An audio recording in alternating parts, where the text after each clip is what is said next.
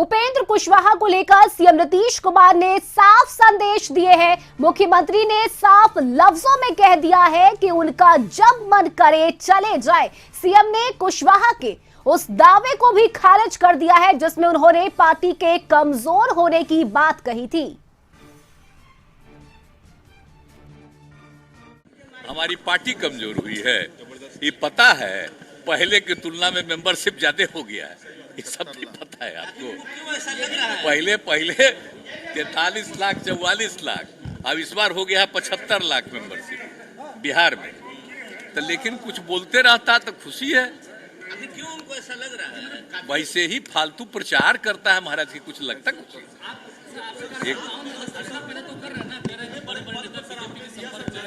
एक है कोई संपर्क में, जरा नाम दीजिए ना। जो खुद संपर्क में जाना चाहता है वही सब बोलते रहता है, क्या कीजिएगा? अरे किस किस को कितना बढ़ाए, कौन कहाँ चला गया, जाने दीजिए, जो ही चले जाए। जिसको जब जाना हो, जितना जल्दी जाना हो, जितना बोलना है बोलते रहिए। आज जिस दिन मन करे उस दिन चले जाइए। और इस वक्त हमारे संवाददाता आशुतोष पूर्व मुख्यमंत्री जीतन राम मांझी से बातचीत कर रहे हैं, सुनवाते हैं आपको। आज 8 साल हो गया तो 16 करोड़ को नौकरी होनी चाहिए, वो नहीं हुई है। तो इस लाइन पर तो नरेंद्र मोदी जी यानी भाजपा की सरकार तो फेल्यूर है। वैसी परिस्थिति में आम जनता समझ रही है कि आखिर क्या वो कहना चाहते हैं, करना चाहते हैं, और चुनाव के अवसर पर जवाब सकते हैं। लेकिन एक चीज मान लीजिए, नरेंद्र मोदी जी फेल हो गए तो फिर चेहरा कौन होगा? राहुल गांधी आपको लगता है कि नरेंद्र मोदी जी के सामने राहुल गांधी होंगे या फिर कोई और चेहरा हो सकता है? देखिए, वीर भोगिया वसुंधरा हिंदुस्तान में आदमियों की कमी नहीं है। चेहरा का जहाँ तक सवाल है, हमारे नीतीश कुमार किसी भी मुख्यमंत्री, किसी भी प्रधानमंत्री के चेहरा से कम नहीं है। अगर मौका मिलेगा तो ये भी प्रधानमंत्री के चेहरा बन सकते हैं। उपेंद्र कुशवाहा को आप रोकेंगे कि आप गलत स्टेप उठा रहे हैं, आप फिर से एक बार सोचिए? निश्चित रूप में हम उनको कहेंगे कि आप वहाँ जाइएगा तो उनका हश्र कोई बहुत अच्छा नहीं होगा। जो सम्मान जदयू में है उनको सम्मान नहीं मिलेगा, ऐसा मैं मानता हूँ। लेकिन नीतीश कुमार ने तो कह दिया कि आप चले जाइए जितनी जल्दी हो सके। वो तो एक तर्क की बात की, अगर जाना चाहते हैं तो चले जाएं, ये तो नहीं कहें। ये तो कहेंगे अगर जाना चाहते हैं तो जल्दी चल जाएं। वो किसी प्रकार का संदेह का भावना न रहे, पार्टी में किसी ओह पोह की बात नहीं रहे, इसके लिए उन्होंने कहा। लेकिन गठबंधन तो कमजोर होगा ना सर, उपेंद्र कुशवाहा चले जाएंगे तो? मैं नहीं मानता हूं कि उपेंद्र कुशवाहा जी को जाने से या जीतन मांझी को जाने से गठबंधन कमजोर होगा। सो बात नहीं है, गठबंधन मौजूद है, बहुत से लोग हैं। आप कह रहे हैं ना जीतन राम मांझी भी चले जाएंगे तो कोई फर्क नहीं पड़ता है, लेकिन सब तो वैल्यू तो जानते ही है ना कि जीतन राम मांझी जी की वैल्यू क्या है। नहीं, वो अलग बात है। हम एक आदमी के जाने से कोई फर्क नहीं पड़ता है। कोई फर्क नहीं पड़ेगा? आप फर्क नहीं पड़ेगा। तो आपने सुना कि किस तरह से पूर्व मुख्यमंत्री रह चुके हैं जीतन राम मांझी जी, और उन्होंने कहा कि उपेंद्र कुशवाहा जी को सोचना चाहिए। हालांकि नीतीश कुमार ने ये जरूर कह दिया है कि अगर जाना चाहते हैं तो उपेंद्र कुशवाहा जा सकते हैं। हालांकि जीतन राम मांझी ने यह भी कहा है कि उपेंद्र कुशवाहा को विचार करना चाहिए। पीएम के चेहरे पर भी अपनी बेबाकी से राय रखी है। सर, एक और सवाल, एक छोटा सा सवाल जानना चाहेंगे सर कि मुख्यमंत्री नीतीश कुमार जिस तरह से लेकर चलने की कोशिश कर रहे हैं महागठबंधन को, ये आपको लगता है कि सर कि विकल्प जो, चूंकि सीट इस बार था एनडीए का था, महागठबंधन का था, दोनों अलग अलग था, कुछ लोकसभा चुनाव में बेहतर परफॉर्मेंस महागठबंधन का रहा नहीं? अगला चुनाव 2024 में जो लोकसभा का आने वाला है उसमें महागठबंधन का परफॉर्मेंस बहुत अच्छा रहेगा।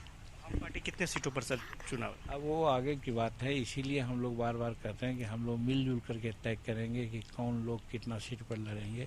एक आदमी कोई नहीं कर सकता है, और अगर कोई बात भी होगी तो ऐसा पॉलिटिकल बात है, मीडिया के माध्यम से हम नहीं कहेंगे। हम लोगों को जानकारी है नहीं, वो आप लोग का हाइपोथेटिकल बात है, इसमें कहीं कोई जान नहीं है इस बात में। उपेंद्र कुशवाहा वहां जाएंगे सर, उनको सम्मान मिलेगा? बीजेपी तो कह रही है कि नहीं, उपेंद्र कुशवाहा के साथ गलत हुआ है। नीतीश कुमार जिसको जब होता है सबको ठगते ही हैं। एक ही बात आप बार बार पूछते हैं तो अच्छा नहीं है। एक ही बार कह दिया कि भाजपा में जाने से उपेंद्र कुशवाहा जी को वो मान सम्मान नहीं मिलेगा जो जदयू ने उनको दे रखा है। पार्लियामेंट्री बोर्ड के अध्यक्ष बना के उन्होंने रखा है। कोई पार्लियामेंट्री बोर्ड के अध्यक्ष बना दिया जाएगा भाजपा में उनको, मैं नहीं समझता हूँ यह संभव। सीएम के साथ हैं खड़े, नीतीश कुमार के साथ खड़े? 100%। वो अगर पहाड़ पर जा रहे हैं तो पहाड़ पर मैं जाऊंगा, अगर वो समुद्र में जा रहे हो तो समुद्र में भी जाऊंगा। तो आपने सुना कि जीतन राम मांझी साफ तौर पर उन्होंने कहा है कि वो नीतीश कुमार के साथ खड़े हैं और नीतीश कुमार का जो फैसला होगा वो जीतन राम मांझी का फैसला होगा, हम पार्टी का फैसला होगा। उपेंद्र कुशवाहा को सलाह जरूर उन्होंने दी है कि उपेंद्र कुशवाहा रुक जाए, देख ले, बीजेपी के साथ जाने से कोई फायदा उनको नहीं होने वाला है। तो देखना दिलचस्प रहेगा कि क्या तस्वीरें निकलकर सामने आती है। जी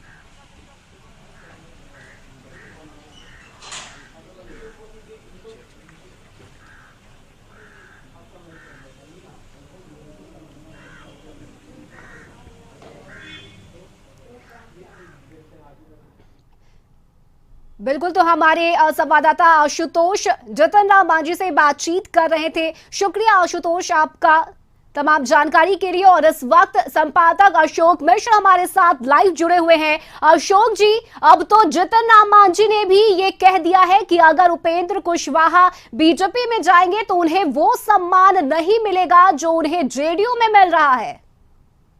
देखिए, जीतन राम मांझी पहले से ही ऐसा बयान देते रहे हैं रश्मि, और जीतन राम मांझी के बयान में कोई नयापन नहीं है। कल भी आपने सुना होगा, यानी कि मंगलवार के दिन भी जीतन राम मांझी ने कहा था कि वो नीतीश कुमार के साथ खड़े हैं। तो ये जदयू का अंदरूनी मामला है और जीतन राम मांझी महागठबंधन में है, यानी कि पार्टनर हैं। लेकिन जो सबसे बड़ी बात है कि उपेंद्र कुशवाहा को लेकर के मुख्यमंत्री नीतीश कुमार ने जिस तरह से कड़ा रुख दिखाया है, उससे ये अब सवाल उठता है कि आखिर उपेंद्र कुशवाहा अब जदयू में बने रहेंगे।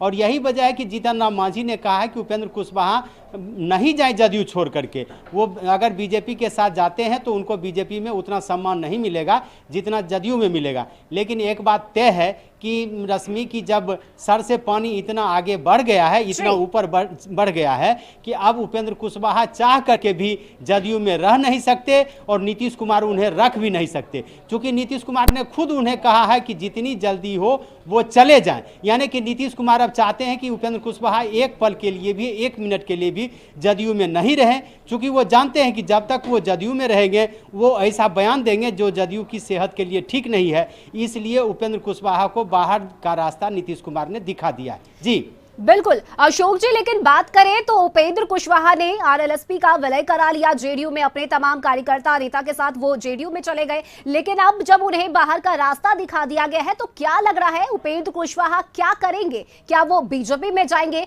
क्योंकि अगर वो फिर से अपनी पार्टी के बनाने का सोचते हैं तो देखिए 1 साल के बाद ही लोकसभा का चुनाव है, तो ये कहीं ना कहीं चुनौतीपूर्ण रहेगा उपेंद्र कुशवाहा के लिए। तो क्या लग रहा है अब क्या करेंगे उपेंद्र कुशवाहा? देखिए, आरएलएसपी को लेकर के उपेंद्र कुशवाहा ने जो कदम उठाया है उसमें यह कह सकते हैं कि आरएलएसपी पहले भी 2 भागों में बटी थी। एक का नेतृत्व उपेंद्र कुशवाहा कर रहे थे और दूसरे का नेतृत्व अरुण कुमार कर रहे थे।